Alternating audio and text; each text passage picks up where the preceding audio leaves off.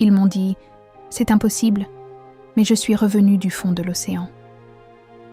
En 2022, un homme originaire d'une petite île de l'archipel tongien, Lisala Folo, peint sa maison quand soudain il entend « Un tsunami se prépare ». Pour s'abriter, il grimpe à un arbre avec sa nièce. Mais à un moment, une vague gigantesque, qu'il estime à plus de 6 mètres, le submerge, l'arbre cède et il est emporté en pleine mer. Alors qu'il a des problèmes de mobilité aux jambes, il flotte, ballotté par les vagues, sans trop savoir s'il va survivre.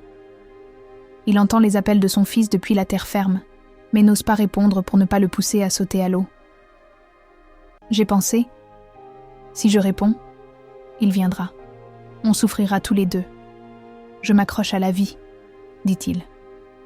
Pendant plus de 24 heures, jour et nuit, il nage, lutte contre le courant, la fatigue, le désespoir.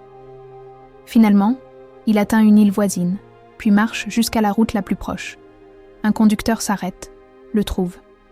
Avec de l'aide, il parvient à retrouver sa famille. Dans le témoignage, l'homme dit « On m'a emporté comme un coquillage sur l'océan. Je ne voyais plus terre, plus espoir.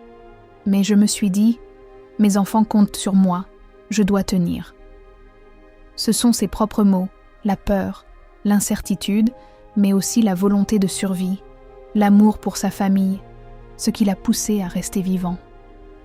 Moralité, la vie est fragile.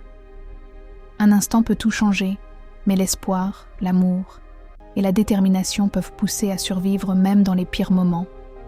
Ce n'est pas un super pouvoir, juste la force de croire, d'aimer, de se battre.